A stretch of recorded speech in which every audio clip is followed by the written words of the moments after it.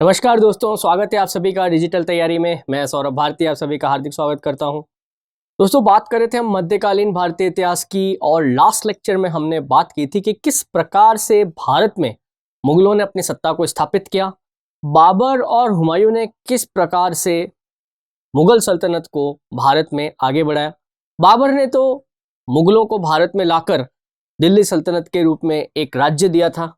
हुमायूं, जिसकी जिंदगी गिरते पड़ते ही शुरू हुई और गिरते पड़ते ही खत्म हुई, राज्य उसके हाथ से निकल भी गया था, परंतु किस्मत को कुछ और मंजूर था, उसने वापस से वो राज्य प्राप्त किया। पर देखिए, हुमायूं की मृत्यु के बाद फिर से ये राज्य मुगलों के हाथ से निकल गया। तो आज हमें उसी की बात करनी है। हमें बात करनी है आज सूरी राजवंश की, और हम बात करेंगे एक और प्रतापी वीर हेमचंद्र विक्रमादित्य की। देखिए, हुमायूं की जब मृत्यु हुई तो अकबर उस समय वहां नहीं था। हुमायूं का पुत्र वो कलानौर में था, पंजाब में। तो जब उसको मृत्यु का समाचार मिला तो अकबर के संरक्षक बैराम खान ने वहीं पर उसका राज्याभिषेक कर दिया और अकबर को मुगल सल्तनत का अगला बादशाह घोषित कर दिया। परंतु उसके दिल्ली पहुंचने से पहले ही दिल्ली पहुंच गया हेमचंद्र विक्रमादित्य, और फिर से दिल्ली सल्तनत जो है वो मुगलों के हाथ से निकल गई। ऐसा ही कुछ किस्सा हमने एक बार अभी पहले भी पढ़ा था, जब हुमायूं के हाथ से दिल्ली सल्तनत फिसल गई और उस पर कब्जा कर लिया शेर शाह सूरी ने। तो पहले हम शेर शाह सूरी को डिस्कस कर लेते हैं, और उसके बाद अकबर से दिल्ली सल्तनत को छीनने वाले हेमचंद्र विक्रमादित्य के बारे में हम बात करेंगे। तो बात करते हैं पहले सूर राजवंश की। देखिए, शेरशाह सूरी जो है वो इस वंश का संस्थापक था। शेरशाह सूरी का जन्म 1472 में हुआ। इसका मूल नाम फरीद खान था, और ये एक और बात ध्यान रखेंगे आप, अफगान था। अब थोड़ा सा आप यहाँ पे मेरे ख्याल से अगर लेक्चर लगातार देख रहे हैं तो आप समझ पा रहे होंगे। दिल्ली सल्तनत पर सबसे पहले तुर्की मुस्लिम्स जो थे उनका कब्जा था, फिर लोदी आए जो कि अफगान थे, और फिर मुगल आए जो कि मंगोल थे। तो आप समझिए, यहां पर ये तीन अलग अलग प्रदेशों से आए हुए मुस्लिम्स हैं। इनके बीच में भी उतने ही विवाद थे जितना भारत के मध्य अलग अलग राजवंशों के मध्य थे। बात समझ रहे? मुगलों ने जो सत्ता छीनी थी, बाबर ने जो सत्ता छीनी थी, वो लोदियों से छीनी थी, और लोदी कौन थे? अफगान। मुगलों से पहले से वह भारत में है। तो सीधी सी दिखती बात है कि उनका जमा जमा साम्राज्य मुगलों ने छीन लिया है, तो वो वापस प्रयास तो करेंगे किसी भी तरीके से इसे हथियाने का।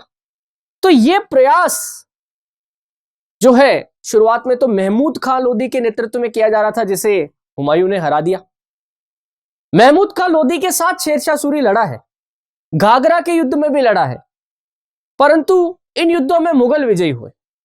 इसके बाद शेरशाह सूरी ने अफगानों को फिर से संगठित किया और मुगलों के खिलाफ युद्ध किए। शेर खां आम था, कोई बड़ा राजवंश से संबंधित नहीं था। हालांकि इसके पिता एक जागीरदार थे, ऐसी बात नहीं है। इसके पिता जो हैं वो जागीरदार थे, और बचपन में ही ये बिहार के जो शासक था बहार खान नूरानी, उसके वहां पर चला गया था। उसकी देख रेख में ही बड़ा हुआ। उसके बेटे को भी उसने, आप समझिए, पढ़ाया, टीच किया। इसका गुरु था इसके बहार खान नूरानी के बेटे का। तो वहां शेर खां का बहुत आना जाना था, और बिहार के अंदर ही जो है, दक्षिण बिहार का जो शासक था बहार खान नूरानी, उसी के अंडर में शेर खां जो है उसको अपने व्यक्तित्व को निखारने का मौका मिला। नाम भी इसका ये शेर खां नहीं था, बचपन का इसका नाम था फरीद खां। हालांकि इसके जन्म स्थान के बारे में हिसार हरियाणा और सासाराम वर्तमान में बिहार में है, ये दो प्रदेश बताए जाते हैं। जनरली सासाराम इसलिए माना जाता है, स्वीकृत किया जाता है, क्योंकि सासाराम में ही हुमायूं का मकबरा बना हुआ है। वर्तमान में हुमायूं का मकबरा, शेरशाह सूरी का मकबरा कहां पर है? सासाराम में। तो ये दो हैं, बट सासाराम ज्यादा एप्रोप्रिएट लगता है इसका जन्म स्थान। इसके पिता हसन खान मूल रूप से अफगानी थे, और जौनपुर के एक छोटे जागीरदार थे। दक्षिण बिहार के शासक बहार खान नूरानी, जिसके यहां पर फरीद खां या ये शेर खान काम करता था, उसी ने इसे शेर खान की उपाधि दी थी। इसके पीछे घटना है कि इसने एक शेर को, शिकार खेलने गए थे ये बहार खान और शेर खान दोनों, तो वहां पर शेर से इनका सामना हो गया और अकेले शेर खान ने उस शेर को पछाड़ दिया था। इस वजह से इसे शेर खान की उपाधि दी गई थी।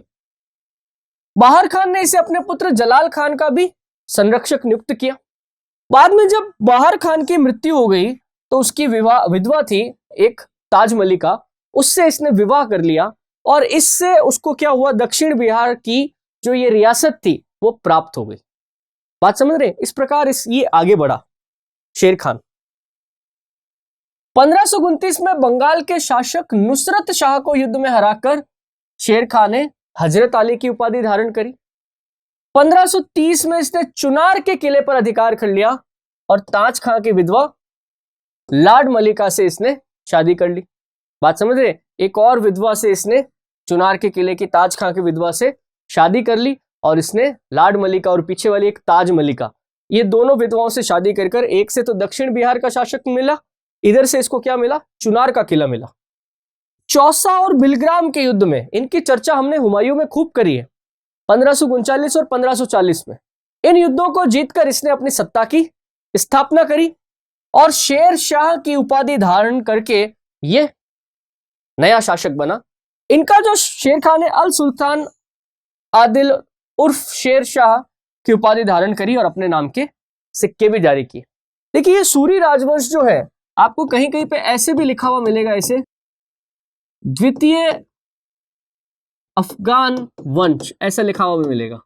इसका मतलब आप समझ रहे होंगे भाई, लोदी जो थे वो पहले अफगानी मुस्लिम राजवंश था जिसने दिल्ली पर शासन किया और लोदियों के बाद ये मौका मिला शेर खान को, ये भी अफगानी था, तो द्वितीय अफगान राजवंश हो गया। फिर देखिए आप, राजा बनने के बाद, शासक बनने के बाद इसने फिर अब भारत के वे प्रदेश जो हुमायूं और शेर खान के संघर्ष के समय आजाद हो गए थे, दिल्ली के वो प्रदेश जो उनके हाथ से छिन गए थे, इसने इनको वापस जीतना शुरू किया। जैसे 1542 में उसने मालवा और 1543 में उसने रायसीन के किले पर अधिकार कर लिया। रायसीन के किले को इसने विश्वासघात से जीता था, संधि का ऑफर किया बट हत्या कर दी थी जो दूत आया था और उसके बाद किले में घुस गया था। तो इस प्रकार ये जो विजय है रायसीन विजय शेरशाह के जीवन पर कलंक मानी जाती है। 1544 में मारवाड़ के शासक मालदेव पर चढ़ाई करी, यह घटना बड़ी फेमस है, इसके बारे में थोड़ी चर्चा कर लेते। यह माना जाता है कि हुमायूं जब शेर खान से जान बचाकर भाग रहा था ना, तो वो भागता भागता राजपूताना की तरफ आया और राजपूताना में आकर वो उस समय मारवाड़ रियासत हुआ करती थी, वर्तमान में आप जोधपुर के नाम से जानते हैं। मारवाड़ रियासत की तरफ वो शरण के लिए आया। मारवाड़ रियासत में मालदेव का शासन था, मालदेव ने हुमायूं को शरण दे दी। अब यहां पे दो घटनाएं आती कि या तो हुमायूं को ऐसा शक हुआ कि मालदेव जो है मुझे शेर खान के हवाले कर देगा, क्योंकि शेर खान ने कहा था कि अगर हुमायूं को किसी ने शरण कर दी तो वो मेरा शत्रु होगा। तो ऐसा सुनने में आया हुमायूं के कि ये मालदेव को मुझे सौंप देंगे। दूसरी घटना मिलती है कि हुमायूं के सैनिकों ने मारवाड़ में गो हत्या कर दी, इस वजह से मारवाड़ के सैनिक उसके पीछे पड़े और हुमायूं फिर जो है रेगिस्तान की तरफ भाग गया और रेगिस्तान को पार करके फिर अमरकोट रियासत चला गया। सोडा राजपूतों की रियासत थी, आज भी है पाकिस्तान में।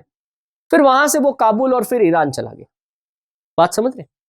तो जो भी बात है, शेर खान और मालदेव कभी मिले नहीं, परंतु इसके बाद भी शेर खान को लगा कि मालदेव इनके खिलाफ कुछ ना कुछ षड्यंत्र रच रहा है, क्योंकि देखिए राणा सांगा और मालदेव समकालीन है। बात समझ रहे? राणा सांगा ने जब बाबर के खिलाफ खानवा का युद्ध लड़ा तो मालदेव ने भी अपने राजकुमार को सेना के साथ इस युद्ध में भाग लेने के लिए भेजा। आप समझिए, राणा सांगा जिससे बाबर भी खौफ खाता था, मालदेव ने राणा सांगा को कई बार युद्धों में हराया था। बात समझ रहे? फारसी इतिहासकारों ने तो मालदेव को बहुत कुछ उसके बारे में लिखा है, हशमत वाला शासक कहा है इसे, ठाट बाट वाला शासक कहा है। तो मालदेव हुमायूं के लिए शेरशाह के लिए बहुत बड़ी चुनौती था। तो मालदेव पर चढ़ाई कर दी शेरशाह ने और शेरशाह जो है गिरी सुमेल, वर्तमान में पाली जिला है राजस्थान का, वहां आकर इसने पड़ाव डाल दिया। मालदेव की शक्ति थी उसके दो सेनापति जैता और कुंपा। शेर खान इसके बारे में जानता था, तो उसने यहां पर एक चाल चली। उसने ऐसे पत्र लिखवाए जिन पर लिखा हुआ था कि जैता और कुंपा, जैसे ही हम मालदेव को हरा देंगे तो जैसा कि मैंने आपको वादा किया है, मारवाड़ का सूबेदार मैं आपको बना दूंगा। एक तरीके से वह षड्यंत्र था। और ये पत्र जो है मालदेव के कैंप के बाहर फेंकवा दिए गए। मालदेव के हाथ ये पत्र लगे, जैता और कुंपा पर उसे शक हुआ और यहीं पर जैता, कुंपा और मालदेव के बीच में दरार पड़ी। मालदेव और जो भी लोग इस बात को स्वीकार करते थे, अन्य राजपूत सरदार, वो मालदेव के साथ युद्ध का मैदान छोड़कर चले गए। अब जैता और कुंपा की इज्जत की बात थी, मुट्ठी भर राजपूत थे, बट फिर भी अब युद्ध से भाग नहीं सकते थे। एक तो कलंक लग गया, दूसरा युद्ध से भी चले जाएंगे तो ये फिर पुख्ता हो जाएगा। तो फिर ये लड़ाई हुई, यहां पर गिरी सुमेल का युद्ध हुआ और शेर खान बमुश्किल ये युद्ध जीत पाया। अब हम कैसे कह सकते हैं कि शेर खान को बमुश्किल ये जीत मिली? शेर खान ने इस युद्ध में विजय के उपरांत एक लाइन कही कि आज मुट्ठी भर बाजरे के लिए मैं हिंदुस्तान की बादशाहत गंवा बैठता। बात समझ रहे? आप इसकी लाइन में ये दर्द समझ सकते हैं कि ये वास्तव में अगर ये युद्ध हार जाता तो इसके जीवन की कितनी बड़ी गलती होती। बात समझ रहे? तो ये गिरी सुमेल का युद्ध जो है ये बड़ा प्रसिद्ध, ध्यान रखिएगा। शेर खान और मालदेव, हालांकि मालदेव इस युद्ध में नहीं थे, फिजिकली प्रेजेंट नहीं थे, जैता और कुंपा ने इस युद्ध के अंदर बड़ी वीर गति प्राप्त करी थी। इसके बाद देखिए 1545 में शेरशाह ने कलिंजर के किले पर आक्रमण किया, मध्य प्रदेश में है। किले पर घेरे के दौरान बारूद में हुए एक विस्फोट के कारण एक हादसा हुआ और शेरशाह की मृत्यु हो गई। शेरशाह का मकबरा कहां है? सासाराम, बिहार में है, ध्यान रखिएगा। इसकी मृत्यु के बाद इसका पुत्र जलाल खान शासक बना, जिसने इस्लाम शाह की उपाधि धारण करी। यह लाइन बड़ी इंपॉर्टेंट है। शेर शाह के ही शासनकाल में मलिक मोहम्मद जायसी ने पद्मावत की रचना की थी। मलिक मोहम्मद जायसी के इसी नॉवल के ऊपर अभी जो ये मूवी बनी थी ना, पद्मावत बेस्ड, तो मलिक मोहम्मद जायसी अलाउद्दीन के या वो पद्मावती और रतन सिंह का जो किस्सा है उसके समकालीन नहीं थे। आप समझिए कि ये घटना रतन सिंह वाली है 1303 की और इसका शेरशाह का शासनकाल है 1540 से 45 के बीच में। तो आराम से आप देख सकते हैं 200 सालों का फर्क है। बात समझ रहे? इस वजह से वो कंट्रोवर्सी हुई थी कि भाई इसमें लिखी हुई चीजें सही नहीं है। ने चांदी का रुपया और तांबे का दाम ये सिक्के चलवाए थे। ध्यान रखिएगा, ये चांदी का रुपया बहुत इंपॉर्टेंट है। ये रुपया शब्द जो है सबसे पहले जो आया शेर खान के समय में आया। अब्बास खान शेरफानी इसका दरबारी इतिहासकार था जिसने तारीख शेरशाही की रचना करी। ध्यान रखिएगा, यमुना नदी के किनारे एक नगर बसाया और किला एक कुना, आज भी दिल्ली के आउटर स्कर्ट्स पे है किला एक कुना मस्जिद है दिल्ली में, यमुना नदी के किनारे ही है दिल्ली। तो किला एक कुना मस्जिद किसने बनवाई थी? शेर खान ने बनवाई थी। शेर खान देखिए शासन नो डाउट 5 वर्ष ही कर पाया, पर इसे जब ये बाहर खान उड़ाने के यहाँ काम करता था ना दक्षिण बिहार में, तो वहां पर इसे रेवेन्यू वसूलना, भूमि की नाप करना, पैमाइश करना, इसका बहुत जबरदस्त अनुभव था। बात समझ रहे? साथ ही साथ ये व्यापार को भी बहुत गहरे तरीके से समझता था। यही कारण है कि शेर खान ने अपने राज्य में व्यापारियों की सुविधा करने के लिए एक बहुत लंबी सड़क बनवाई, जिसे सड़क ए आजम कहा जाता था, जो बंगाल के सोनार गांव से पाकिस्तान में अटक तक जाती थी। वर्तमान में हम इसे जीटी रोड या ग्रैंड ट्रंक रोड के नाम से जानते हैं। हालांकि ये रोड पहले से मौजूद थी, शेर खान ने इसको वापस सुधरवाया, इसके दोनों तरफ छायादार वृक्ष लगवाए, सरायों का या धर्मशालाओं का निर्माण करवाया। बात समझ रहे? बाजार के अंदर इसने सही नाप के पैमाइश के सिक्के चलवाए। तो कई सारे सुधार थे जो शेर खान ने किए थे। तो नो डाउट शासनकाल इसका बहुत कमजोर था, परंतु इसके द्वारा चलाई गई कुछ प्रथाएं, कुछ ऐसे राजस्व की व्यवस्थाएं अकबर ने भी कॉपी करी।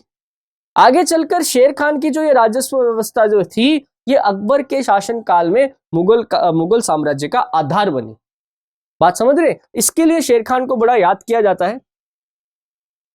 शेरशाह की उपलब्धियों के बारे में, शुद्ध चांदी के सिक्के जिन्हें रुपया कहा गया, सैनिक छावनियां और सड़क के किनारे सरायों का निर्माण कराया, यातायात व्यापार को मजबूत करने के लिए इसने सड़कों का निर्माण करवाया, मौर्यकालीन उत्तर पथ का पुनर्निर्माण करवाया और इसे सड़क पथ आजम नाम दिया। एक्चुअली ये मौर्य काल पढ़ते हैं ना, उसमें आता है कि चंद्रगुप्त मौर्य ने 2 बड़ी सड़कों का निर्माण करवाया था, उत्तरापथ और दक्षिणापथ। तो कहा जाता है कि ये सड़क पहले से मौजूद थी, उसी का पुनरुद्धार जो है इसने करवाया था। हालांकि कई बार ऐसे क्वेश्चन जब आता है ना, तो आता है ग्रैंड ट्रंक रोड का, जीटी रोड का निर्माता किसे कहा जाता है, तो फिर आंसर उसमें शेरशाह सूरी होता है, ध्यान रखना थोड़ा। ये जीटी रोड जो है बंगाल के सोनार गांव से पाकिस्तान के अटक तक जाती, सड़क के किनारे छायादार वृक्ष लगवाए। उत्तरी सीमा को सुरक्षित करने के लिए इसने रोहतासगढ़ किले का निर्माण करवाया पंजाब में। शेरशाह ने कुशल भू राजस्व व्यवस्था स्थापित करी। कालांतर में मुगलों ने भी इसकी व्यवस्था को अपनाया। अब ये चर्चा हमने करी। देखिए ये जो स्लाइड्स वगैरह आपके सामने आती है ना, मैं तो बोलता रहता हूं, ठीक है, कई बार मैं आपको टिक भी करके बताता हूं पूरी चीजें, ये आपकी नोट्स प्रिपरेशन के लिए।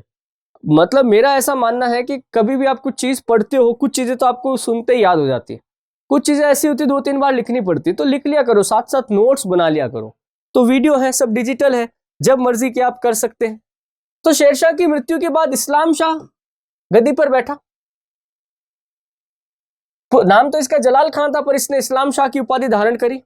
कश्मीर में इसने मानकोट का किला निर्मित कराया, कश्मीर की सीमा को इसने मजबूत किया। बागी सरदारों का दमन किया। पिता द्वारा किए गए शासन सुधारों को जारी रखा, परंतु 1554 में इसकी मृत्यु हो गई। देखिए सूरी राजवंश 1540 से शुरू होता है, 1555 में खत्म हो जाता है। बात समझ रहे? मतलब बहुत ही शॉर्ट पीरियड था। और मतलब इसके जो ये शासक थे ना, बड़े बदकिस्मत थे। वो तोप फटी, बारूद में विस्फोट हुआ, शेरशाह की मृत्यु हो गई। इसकी भी अचानक से मृत्यु हो गई, हालांकि कोई दुर्घटना नहीं हुई थी, नेचुरल डेथ थी। इसकी मृत्यु के बाद सूर साम्राज्य में कलह हो गई और राज्य 5 भागों में बट गया। इसके बाद शेरशाह के जो रिश्तेदार थे, उसके भतीजे और इसके ये बेटे के पुत्र वगैरह, अब इनमें झगड़ा हुआ और सूर साम्राज्य को उन्होंने तोड़ लिया। तोड़ा भी कैसे आप देखो, इस्लाम शाह की मृत्यु के बाद उसका पुत्र फिरोज शाह गद्दी पे बैठा, परंतु कुछ ही दिनों में उसकी हत्या कर दी गई। हत्या करी शेरशाह के भतीजे मोहम्मद आदिल शाह ने। इस आदिल शाह ने हेमू को अपना वजीर बनाया। हेमू की चर्चा अभी हम करेंगे, पर आप देखिए हेमू इस आदिल शाह के समय सबसे टॉप पोजीशन पर, मतलब बिल्कुल आप समझिए जो बादशाह है उसका राइट हैंड, वजीर की पोजीशन पर पहुंच जाता है। इसके शासनकाल में इसके जीजा इब्राहिम शाह, यानी आदिल शाह के जीजा इब्राहिम शाह सूरी ने विद्रोह कर दिया और दिल्ली और आगरा पर कब्जा कर दिया। तो दिल्ली तो चली गई इब्राहिम शाह के पास, हेमू और आदिल शाह जो हैं ये चले गए चुनार के किले में। बात समझ रहे? चुनार उस तरफ बिहार बंगाल की तरफ पड़ता था। सेनानायक हेमू ने क्या किया, बंगाल पर कब्जा कर लिया। तो आप समझिए दिल्ली और आगरा के प्रदेश तो रह गए इब्राहिम शाह के पास, और हेमू और आदिल शाह चले गए पूर्व की तरफ, बंगाल बिहार की तरफ। 1525 में अब क्या हुआ, हुमायूं ने जैसे ही देखा सूर साम्राज्य का विघटन हो गया है, इसके सरदार आपस में बट गए हैं, बिल्कुल सही मौका था। हुमायूं चला, पंजाब को जीतता हुआ, मच्छीवाड़ा का युद्ध लड़ा, सरहिंद का निर्णायक युद्ध लड़ा, और सिकंदर शाह सूरी जो उस समय शासक था तत्कालीन, उसे हराकर दिल्ली पर कब्जा कर दिया। देखिए हुमायूं भी इस कब्जे को ज्यादा दिन तक नहीं रख सका, इन द सेंस हुमायूं की मृत्यु हो गई। 1555 में वो सरहिंद का युद्ध जीतकर उसने दिल्ली पर अपना शासन वापस स्थापित तो कर लिया था। हेमू और आदिल शाह जो हैं वो उधर रह गए थे पूर्व में बंगाल की तरफ। अब सब इंतजार कर रहे थे दोनों ही पक्ष सही मौके का। सही मौका मिला हेमू को, हुमायूं की मृत्यु हो गई। सीढ़ियों से गिरा, हुमायूं की मृत्यु हो गई। अकबर भी वहां मौजूद नहीं था। हुमायूं की आधी सेना काबुल की तरफ थी, बाकी कुछ जो है वो दिल्ली की सुरक्षा कर रहे थे। मौका मिला सही हेमू को, और हेमू चुनार से चलता हुआ मध्य प्रदेश के रास्ते मालवा से होता हुआ रास्ते में 21 लड़ाइयां लड़ता हुआ जीतता हुआ सीधा दिल्ली पे आ धमका, और उस समय अली कुली खान जो किलेदार था उसे हराया और दिल्ली पर कब्जा कर लिया। तो जानते ये व्यक्ति था कौन? देखिए हेमू भार्गव इसका ओरिजिनल नाम था। मेवात के रेवाड़ी ग्राम में एक सामान्य से परिवार में पैदा हुआ था। प्रारंभिक जीवन हेमू नमक के बाजार में व्यापारी था। मेवात के आसपास जो है नमक का बाजार लगता था। और बाजार के अंदर कालाबाजारी नहीं हो, वस्तुओं के दाम एक जैसे रहें, व्यापारी संग्रह नहीं करें, इसके लिए शेरशाह ने बाजार के अंदर बाजार अधिकारियों की नियुक्ति करी थी, जो बाजार के अंदर नियंत्रण रखते थे, व्यापारियों पर नजर रखते थे। हेमू भी इस प्रकार से एक बाजार अधिकारी था। इस्लाम शाह के शासनकाल में उसे बाजार का अधिकारी बनाया गया। साथ ही हेमू को जासूसी का काम भी सौंपा गया। बात समझ रहे भाई? खास करके राजपूताना वाले जो प्रदेश थे, यहां से क्या व्यापारी वगैरह आते थे और दूसरी जगहों से व्यापारी आते थे, तो खबरें अपने साथ लेके आते थे। तो हेमू यहां पर जासूसी का भी काम करता था और इन खबरों को दरबार तक पहुंचाता था। इसी कारण हेमू की दरबार में आना जाना हुआ और उसकी पहुंच बनी। आदिल शाह के शासनकाल में हेमू प्रधानमंत्री वजीर के पद तक पहुंचा। अभी हमने डिस्कस किया था। हेमू उच्च कोटि का सेनानायक था। उसने 22 युद्ध जीते थे। बात समझ रहे? 21 तो दिल्ली पहुंचने से पहले और 22वां दिल्ली पहुंचने के बाद जो 22वां युद्ध। हुमायूं की जब मृत्यु हुई तो हेमू आदिल शाह के साथ चुनार के किले में था। हेमू अपनी सेना लेकर ग्वालियर और आगरा को जीतता हुआ दिल्ली पहुंचा और मुगल किलेगार तर्दी बेग, मैंने शायद अली कुली खां बोल दिया था, तर्दी बेग था उस समय, उसे उसने हरा दिया और फौरन अपना राज्याभिषेक करवा दिया। हेमचंद्र विक्रमादित्य की उपाधि धारण करी और अपने नाम के सिक्के ढलवाए। बात समझ रहे? ये हिंदू राजा जो थे विक्रमादित्य की उपाधि धारण किया करते थे। हेमचंद्र भी वो आखिरी राजा था जिसने विक्रमादित्य की उपाधि धारण करी। इसने अश्वमेध यज्ञ भी किया और सभी हिंदू राजाओं को अपने राज्याभिषेक में आमंत्रित किया। हेमू के पास मुगलों द्वारा छोड़े गए 1500 हाथी और 1000 अरबी घोड़ों की विशाल सेना तैयार हो गई। तर्दी बेग जब दिल्ली छोड़कर भागा तो फिर पीछे मुगलों के हाथी घोड़े रह गए और वो सब हेमू ने अपनी सेना में शामिल कर लिए। अफगानों को भी अपने पक्ष में कर लिया। वे अफगान तो चाहते यही थे कि मुगल यहां नहीं रहे, बाकी ठीक है। और हेमू वैसे भी अफगानों के पक्ष में था, मजबूत सेना नायक था, तो सब अफगान हेमू के पीछे खड़े हो गए। तो हेमू ने एक सेना भी खड़ी कर ली, अफगानों का समर्थन भी हासिल कर लिया और अभी 22 युद्ध जीतकर उसने अपनी शक्ति का भी प्रदर्शन कर दिया था। तो हेमू का भयंकर खौफ था उस समय। अधिकांश मुगल हेमू से भयभीत थे और काबुल जाना चाहते थे, परंतु बैराम खान ने बागी सरदारों को दंडित, कुछ एक सरदारों को तो बैराम खान ने मार दिया जो काबुल जाने की जिद कर रहे थे, जो ये कह रहे थे कि अभी काबुल चलते बाद में वापस आ जाएंगे। बैराम खान ने कहा नहीं, अगर अभी हेमू को छोड़ दिया तो ये मजबूत हो जाएगा। मात्र 35-36 दिन हेमू शासन कर पाया। उसके बाद बैराम खान के नेतृत्व में जो सेना थी वो आगे बढ़ी और 5 नवंबर 1556 को पानीपत के मैदान में एक बार फिर से एक तरफ मुगल पक्ष और दूसरी तरफ आज सेना थी हेमचंद्र विक्रमादित्य या हेमू की। हेमू बड़ी बहादुरी से इस युद्ध में लड़ा। युद्ध वो ऑलमोस्ट जीत भी गया था, सब तरफ से पलड़ा भारी था, पर एक अनहोनी हुई। कहीं से एक तीर आया और वो हेमू की आंख में लगा और जोश में था हेमू, हाथी के ऊपर बैठा था, उसने तीर अपने हाथ से निकाल दिया। बहुत ज्यादा खून बहा और हेमू हाथी के हौदे में गिर गया। जैसे ही वो गिरा सेना में भगदड़ मच गई कि हेमू मारा गया। सेना का फॉर्मेशन टूटा और यहीं पे मुगलों ने बाउंस बैक किया, हेमू को कैद कर लिया गया।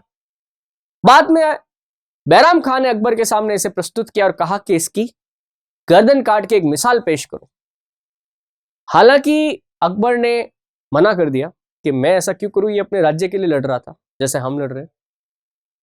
बैराम खान ने हेमू की गर्दन काटी, उसके सर को उसके पिता के पास भेजा गया और उसके धड़ को दिल्ली दरवाजे पर लटका दिया गया ताकि मुगलों को खौफ बने। बात समझ रहे? उसके कुछ समय बाद तक पकड़ पकड़ के जो है हेमू के रिश्तेदारों को मार दिया गया ताकि किसी प्रकार का कोई विद्रोह खड़ा नहीं हो सके।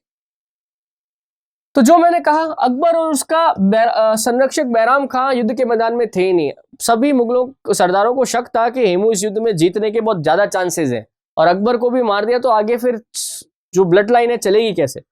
तो बैराम खान ने कहा मैं देखो युद्ध के मैदान से 40 मील दूर रहूंगा, अगर कुछ गड़बड़ होती है तो मुझे बताना, मैं अकबर को लेके निकल जाऊंगा। तो ये दोनों ही व्यक्ति उस समय मैदान में नहीं थे। युद्ध के दौरान हेमू की आंख में एक तीर आकर लगा और हेमू बेहोश हो गया।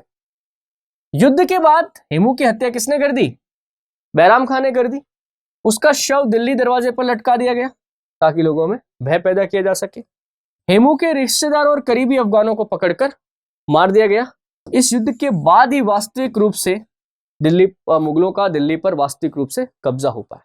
इसके बाद अकबर आया और उसने यहाँ पर राज सत्ता संभाली। तो दोस्तों ये थे शेरशाह और हेमू।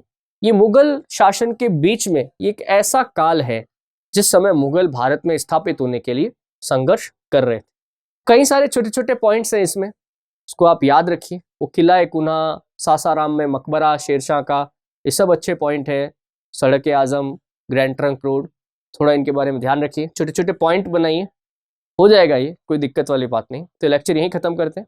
नेक्स्ट लेक्चर में हम मिलते हैं और बात करते हैं मुगल अकबर। Thank you.